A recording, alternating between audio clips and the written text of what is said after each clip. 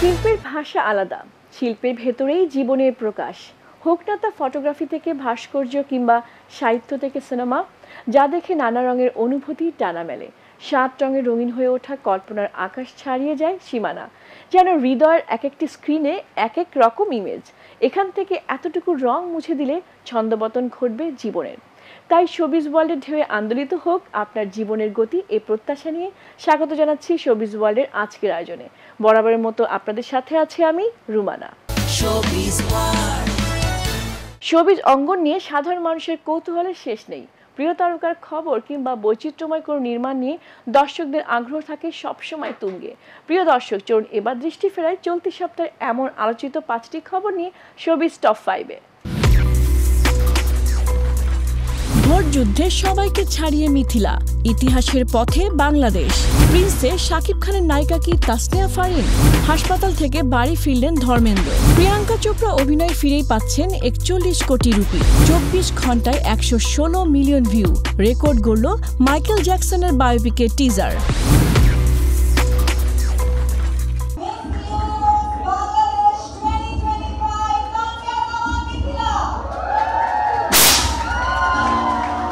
প্রতিটি মুহূর্তে বাড়ছে উত্তেজনা, হাড্ডাহাড্ডি এই ভোট যুদ্ধে এগিয়ে যাচ্ছে বাংলাদেশ। ৭৪তম মিস ইউনিভার্সের মঞ্চে বেশ জোরে সোরেই নিজের অবস্থান জানান দিয়েছেন বাংলাদেশের প্রতিনিধি তানজিয়া জামান মিথিলা। বিশ্বের ১২১টি দেশের প্রতিযোগীর সঙ্গে লড়াই করে তিনি এখন হয়ে উঠেছেন পিপলস চয়েস ভোটে প্রথম স্থানে। বৃহস্পতিবার দিবাগত রাত ১টার দিকে মিস ইউনিভার্স অ্যাপে দেখা যায় মিথিলার ভোট সংখ্যা প্রায় ৩,৮৮,০০০, যেখানে দ্বিতীয় স্থানে থাকা থাইল্যান্ডের প্রতিনিধির ভোট প্রায় ৩,৭৭,০০০। আগামী ১৯ নভেম্বর পর্যন্ত চলবে ভোট গ্রহণ। আপনাদেরকে গুড নিউজ দেই ফার্স্টে, আমরা এখন পর্যন্ত একেই আছি, বাট একে থাকতে হলে আমাদেরকে আরো অনেক ভোট করতে হবে, তাহলে এক থেকে কেউ নামাতে পারবে না। সো এটা আমাদের জন্য অনেক গুড নিউজ। আমরা আসলে দেখাই দিচ্ছি পুরা সব কান্ট্রিকে যে আমরা কি করতে পারি, আমরা বাঙালিরা কতটা শক্তিশালী। জাস্ট এখন একটা জিনিস করেন, যে যতভাবে পারেন শুধু ভোট দিতে থাকেন। পিপলস চয়েস ছাড়াও best national costume, Miss congeniality, best evening gown ও বেস্ট স্কিন বিভাগেও এগিয়ে আছেন মিথিলা। ২০২০ সালে তিনি করোনার কারণে আন্তর্জাতিক পর্বে অংশ নিতে পারেননি। এবার সেই স্বপ্নের মঞ্চে ফিরে এসে তিনি লিখছেন নতুন ইতিহাস। মিস ইউনিভার্সের মঞ্চে বাংলাদেশের সর্বোচ্চ সাফল্যের গল্প। মিথিলা তার ভেরিফাইড ফেসবুক পোস্টে বলেছেন, ভোট দেওয়া বন্ধ করবেন না, বাংলাদেশ এখনো লড়ছে।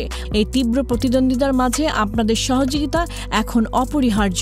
তানজিয়া জামান মিথিলা শুধু একজন মডেল ও অভিনেত্রী নন, বরং বাল্যবিবাহ বিরোধী প্রচারণা এবং সুবিধাবঞ্চিত শিশুদের কল্যাণের কাজেও পরিচিত।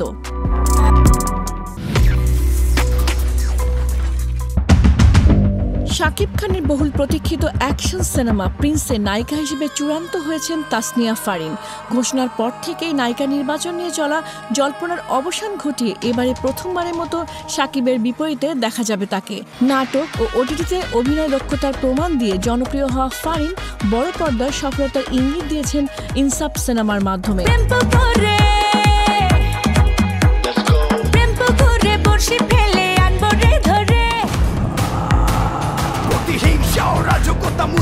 এবার দেশের শীর্ষ নায়কের সঙ্গে জুটি বেঁধে তিনি শুরু করছেন ক্যারিয়ারের নতুন অধ্যায়, জানিয়ে দর্শকদের আগ্রহ তুঙ্গে। আবুল হায়াত মাহমুদের পরিচালনায় প্রিন্স নির্মিত হচ্ছে ক্রিয়েটিভ ল্যান্ড ফিল্মসের ব্যানারে। কাহিনী আবর্তিত হবে ৯০-এর দশকে ঢাকার আন্ডারওয়ার্ল্ডের গল্পকে কেন্দ্র করে। থাকবে অ্যাকশন, ক্রাইম, প্রেম ও আবেগের মিশ্রণ। শুটিং শুরু হবে ডিসেম্বরের প্রথম সপ্তাহে।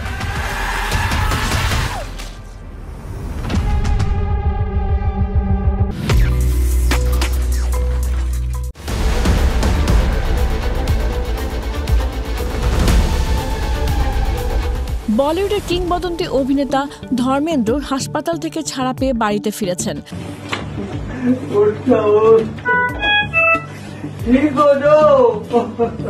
কয়েকদিন ধরে মুম্বাইয়ের ব্রিজ ক্যান্ডি হসপিটালে চিকিৎসাধীন থাকলেও এখন তার শারীরিক অবস্থা স্থিতিশীল বলে জানিয়েছেন চিকিৎসকরা। আপাতত বাড়িতেই তার চিকিৎসা চলবে। পরিবার জানিয়েছে ধর্মেন্দ্রের অবস্থা নিয়ন্ত্রণে রয়েছে এবং চিকিৎসকদের পরামর্শ অনুযায়ী তিনি বাড়িতেই থাকবেন। একই সঙ্গে ভক্তদের অনুরোধ করা হয়েছে তার স্বাস্থ্য নিয়ে কোনো গুজব না ছড়াতে এবং তাদের ব্যক্তিগত গোপনীয়তার সম্মান রাখতে। গত 10 নভেম্বর হঠাৎ অসুস্থ হয়ে হাসপাতালে ভর্তি হন হিম্যান খ্যাত এই অভিনেতা।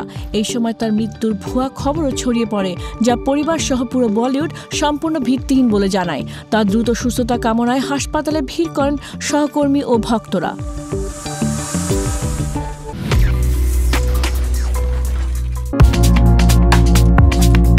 সাবেক বিশ্বসুন্দরী প্রিয়াঙ্কা চোপড়ার এখন হলিউডে নিজের ক্যারিয়ার গড়ার দিকেই বেশি মনোযোগ। তবে প্রায় 6 বছর পর আবার ভারতীয় সিনেমায় হাজির হচ্ছেন তিনি। এবার তাকে দেখা যাবে বাহুবলী খ্যাত নির্মাতা এস রাজামৌলির সিনেমায়। সিনেমার সঙ্গে যুক্ত একটি সূত্র জানিয়েছে, রাজামৌলির সিনেমার জন্য বাংলাদেশি মুদ্রায় 41 কোটি টাকা পাচ্ছেন প্রিয়াঙ্কা। রাজামৌলির অন্য কোনো সিনেমার নায়িকা আগে এত পারিশ্রমিক পাননি। সিনেমার বাজেট 1000 কোটি রুপি। প্রিয়াঙ্কার আগে দীপিকা পাড়ুকোন ছিলেন ভারতের সর্বোচ্চ পারিশ্রমিক পাওয়া অভিনেত্রী। কালকি 2898 এডি ছবির জন্য তিনি নিয়েছেন 20 কোটি রুপি। আলিয়া ভাট ছবি প্রতি 15 কোটি, আর কারিনা কাপুর, ক্যাটরিনা কাইফ, কিয়ারা আদভানি, নয়নতারা, সামান্তা রুথ প্রভুদের পারিশ্রমিক 10 কোটি রুপির আশেপাশে। এবার তাদের সবাইকে ছাড়িয়ে গেছেন প্রিয়াঙ্কা চোপড়া। প্রিয়াঙ্কা ভারতে সর্বশেষ 2019 সালে দ্য স্কাই ইজ পিঙ্ক সিনেমায় অভিনয় করেছিলেন। मुझे इतना पता है कि बेस्ट विलन का अवार्ड तो मुझे ही मिलेगा। Let's take it from the top.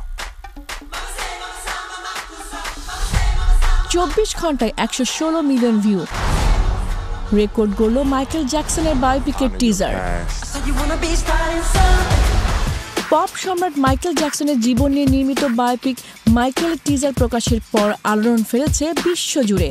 Antony Foucault পরিচালিত এই ছবির টিজার মাত্র 24 ঘন্টায় দেখেছেন 116.2 মিলিয়ন দর্শক, যা কোনো মিউজিক্যাল বায়োপিকের জন্য সর্বোচ্চ।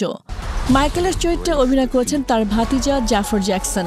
টিজারে দেখা যায় তিনি নিখুঁতভাবে ফুটিয়ে তুলেছেন মাইকেলের বিখ্যাত নাচের ভঙ্গি এবং থ্রিলারে এর এক ঝলক দেখা গেছে। আগামী সপ্তাহ থেকে টিজারটি বড় পর্দায় প্রদর্শিত হবে। প্রযোজকরা জানিয়েছেন, শুধু সঙ্গীত নয়, মাইকেলের ব্যক্তি জীবন, জ্যাকসন 5 থেকে শীর্ষ তারকা হয়ে ওঠার পথে চলা ও একক ক্যারিয়ারের উজ্জ্বল মুহূর্তগুলো উঠে আসবে ছবিতে। জাফরকে মাইকেলের ভূমিকায় দেখতে পেয়ে খুশি হয়েছেন মাইকেলের মা ক্যাথরিন জ্যাকসন। জাফরকে দেখলে ছেলের কথা মনে পড়ে এবং তিনি পরিবারের শিল্পচর্চার ধারা এগিয়ে নেবেন। মাইকেল মুক্তি পাবে 2026 সালের 24 এপ্রিল।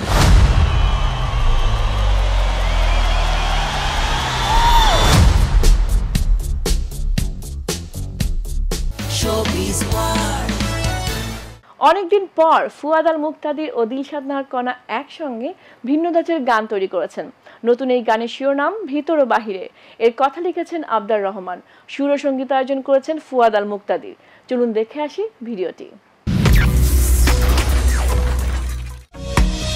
যদি প্রশ্ন করো কখনো আমাকে। 13 নভেম্বর শিল্পী কণার নিজস্ব ইউটিউব চ্যানেলের গানটি ভিডিও আকারে প্রকাশ করা হয়।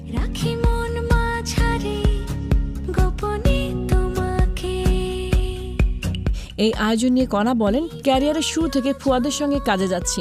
তার সুর ও সঙ্গীতায়োজনে অ্যালবাম থেকে শুরু করে একক গান, প্লেব্যাক, এমনকি বিজ্ঞাপনের জিঙ্গেলও কণ্ঠ দিয়েছি, যার গান এখনও শ্রোতা মুখে ফিরছে। নতুন কিছু তৈরিতে আমাদের বোঝাপড়ার দারুণ সুবাদে শ্রোতার প্রত্যাশা ভিতরে ও বাহিরের মতো আরেকটি ভিন্ন ধাঁচের আয়োজন সম্ভব হয়েছে।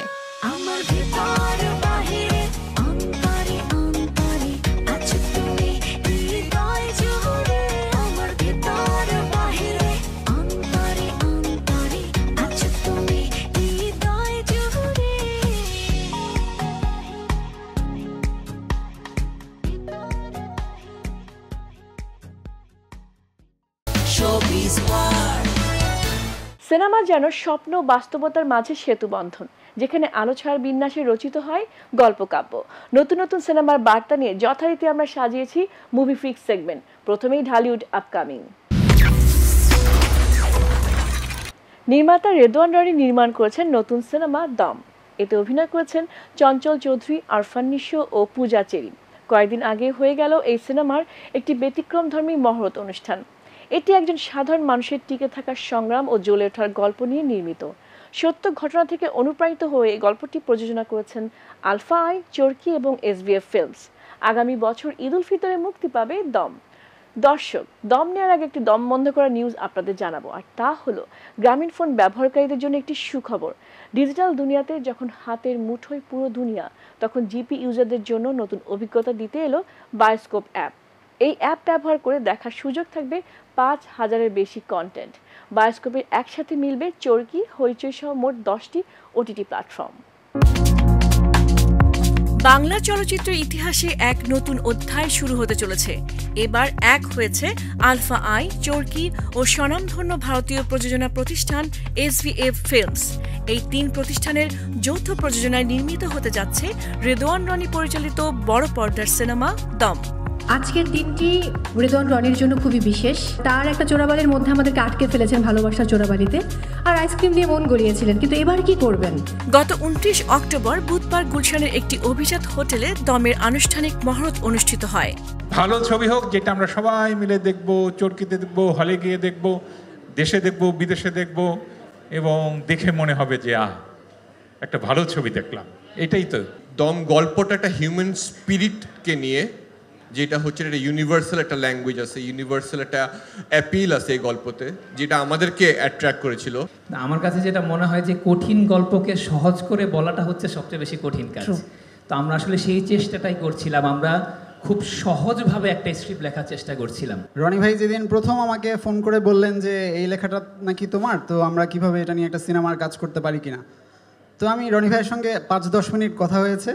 ফোন রাখার পর আমি নিশ্চিত ছিলাম যে সকালে ঘুম থেকে ওঠার পর রনি ভাই এই জিনিস ভুলে যাবে, কারণ স্টোরিটা এত ডিফিকাল্ট এবং এত জটিল। আমার মনে হয় নাই যে রনি ভাই এই রিস্ক নিবে, কিন্তু আমার এখনও বিশ্বাস হচ্ছে না যে আলটিমেটলি এই জটিল গল্প নিয়ে আমরা স্টোরিটা করতে যাচ্ছি। দম হচ্ছে এমন একটা সিনেমা, সেটার জন্য অনেক বড় দমের প্রয়োজন। কেন অনেক বড় দমের প্রয়োজন এটা আপনারা সিনেমা দেখলেই অবশ্যই বুঝতে পারবেন। কাজাকিস্তানটা আমাদের বেছে নেওয়ার একমাত্র কারণ হচ্ছে যে অনেক সাপোর্ট আমরা মনে হচ্ছে যে কাজাকিস্তান থেকে পাচ্ছি, কাজে ওইখানে এই কারণেই যাওয়া আর কি। অনেক অনেক ক্যামেরা, শত শত ক্যামেরা। যাই হোক, আপনারা সারা দেশের মানুষকে জানিয়ে দিন যে আমরা দম টিম, আমাদের দম নেওয়া মোটামুটি কমপ্লিট। এখন আমরা একদম ঝাঁপিয়ে পড়ব। কাজ শুরু হয়েছে অনেক আগেই, কিন্তু শুটিংয়ের কাজে আমরা খুব দ্রুতই শুরু করব এবং ভালো একটি সিনেমা যেন আপনাদেরকে আমরা উপহার দিতে পারি, সেই দোয়া করবেন। এত সুন্দর একটা স্ক্রিপ্ট আমাদেরকে উপহার দিতে যাচ্ছে, আর আমার কাছে মনে হয় যে I am so much blessed যে এই টিমের সাথে আমি নিজেকে সংযুক্ত করতে পেরেছি এবং তাদের আমার প্রতি আস্থা আছে। কাকে দিয়ে শুরু করবো রনি ভাই, আপনি বলেন। চঞ্চল ভাই নাকি নিশো ভাই? না, কি শুরু করব? আমি একটা গেম খেলতে চাই আসলে। কিসের জন্য? মানে আমি একটু নিঃশ্বাসের পরীক্ষা করব, মানে একজন অন্যজনকে নিয়ে ভালো বলবে মন্দ বলবে কিন্তু এক নিঃশ্বাসে। প্রথমে চঞ্চল চৌধুরী, আপনার সময় শুরু হচ্ছে এখন। নিশো আমার ছোট ভাই, সে খুব ভালো অভিনেতা। নিশো আমার ছোট ভাই, সে খুব ভালো অভিনেতা। নিশো আমার ছোট ভাই, সে খুব ভালো অভিনেতা। নিশো নিশো নিশো নিশো নিশো নিশো। খারাপ বলতে হবে, খারাপ বলতে হবে। নিশো খুব বদমেজাজি। নিশো খুব দুষ্ট, নিশো খুব দুষ্ট, নিশো খুব দুষ্ট। নিশো ভাই, এবার আপনার রিসেট দিলাম, স্টার্ট।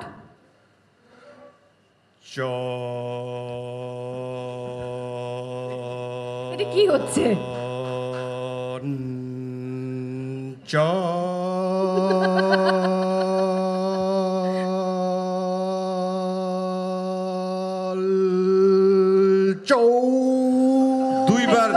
দুইবারও মাঝখানে দম নিয়েছে। দম নিয়েছেন।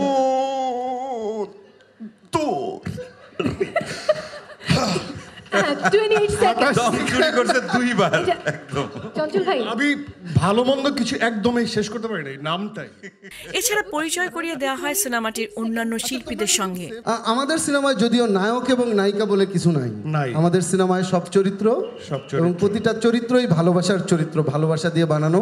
হ্যাঁ, ভালোবাসা দিয়ে বানানো আরেকটা চরিত্রকে আসলে আমরা এখন একটা নারী চরিত্র তো আছে, সেই নারীটা কে ভাই?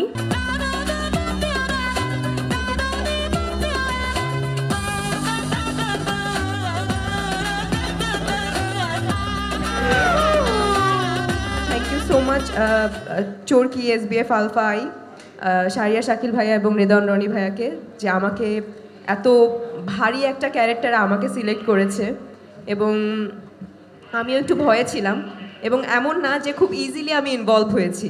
আমার এটার জন্য অডিশন দিতে হয়েছে, অনেক কাঠ খড় পেরিয়ে তারপর অনেক কিছু এই যে মঞ্চে আমি এসেছি এবং আপনাদের সামনে কথা বলছি দমের রানী হিসেবে।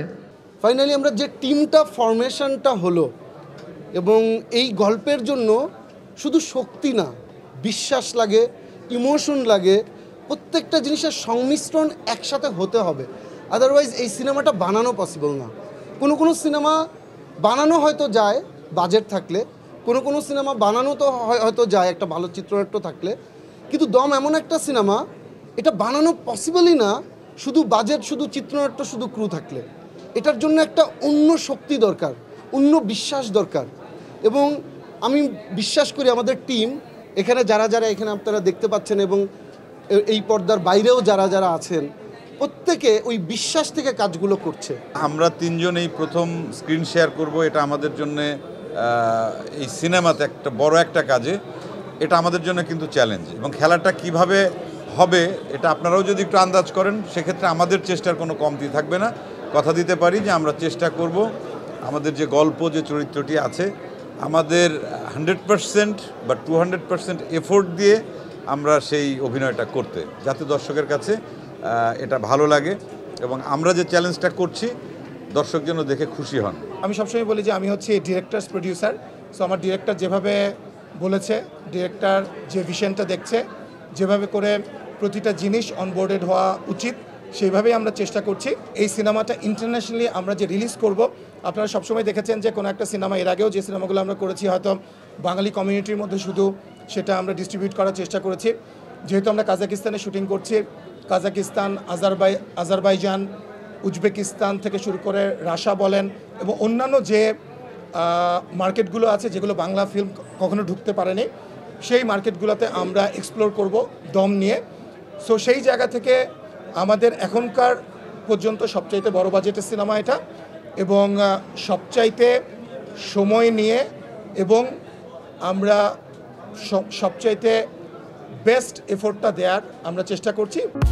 সিনেমার কাহিনী সত্য ঘটনার অনুপ্রেরণায় তৈরি, যা সার্ভাইভাল থিমের গল্প। আগামী বছর রোজার ঈদে মুক্তি পাবে দম।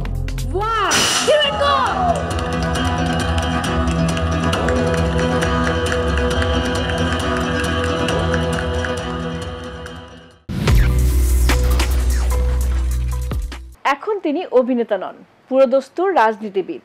রাজনীতিতে যুক্ত হওয়ার আগেই শোবিজকে বিদায় জানিয়েছেন দক্ষিণ ভারতের সুপারস্টার থালাপতি বিজয়। ক্যারিয়ারের শেষ সিনেমায় তাকে একজন রাজনৈতিক নেতার ভূমিকায় দেখা যাবে। নতুন খবর হলো, মুক্তির 2 মাস আগে বিজয় শেষ সিনেমা বাণিজ্য মহলে ব্যাপক আগ্রহের সৃষ্টি করেছে। সাম্প্রতিককালে আর কোনো তামিল সিনেমা নিয়ে এত আলোচনা হয়নি। চলুন দেখে আসি।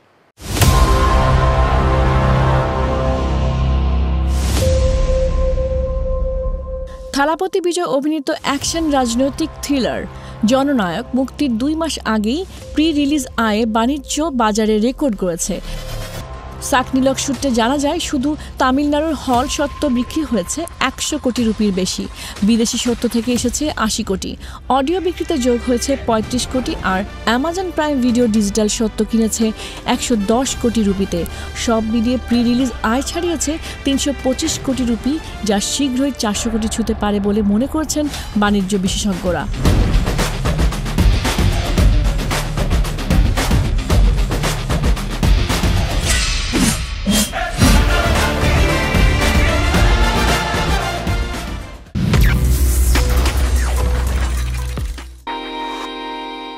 আইএমডিবির তথ্য অনুযায়ী গত দশকে অর্থাৎ 2014 থেকে 2024 পর্যন্ত সবচেয়ে বেশি দেখা ভারতীয় তারকাদের মধ্যে শীর্ষস্থানে আছেন দীপিকা পাড়ুকোন। এরপরে রয়েছেন শাহরুখ খান, সালমান খান এবং ঐশ্বরিয়া রায় বচ্চনের মতো তারকারা। যদিও দীপিকা তাদের সবাইকে পেছনে ফেলে শীর্ষস্থান অর্জন করেছেন। আইএমডিবি তাদের একটি প্রতিবেদনে এই তথ্য প্রকাশ করেছে।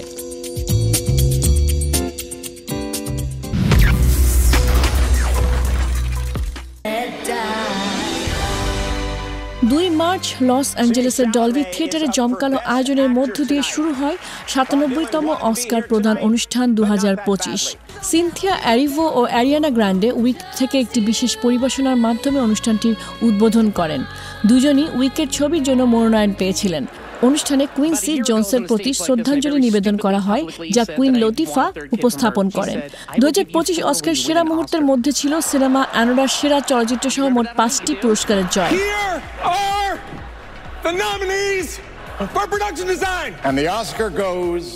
ছয়টি বিভাগে মনোনয়ন পেয়ে 5টি জিতে নিয়েছে 97তম অস্কার, যেন নিজের করে নিল সন বেকারের অ্যানোরা। সেরা চলচ্চিত্র, সেরা পরিচালক, সেরা অভিনেত্রী, সেরা মৌলিক চিত্রনাট্য ও সেরা সম্পাদনার মতো গুরুত্বপূর্ণ পুরস্কার জিতেছে ছবিটি।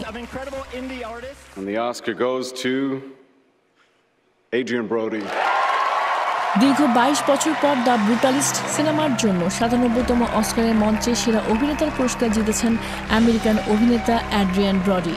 অভিনেতা এই নিয়ে দ্বিতীয়বার অস্কার জিতলেন। 2003 সালে দ্য পিয়ানিস্টের জন্য প্রথম অস্কার জয় করেন এই অভিনেতা।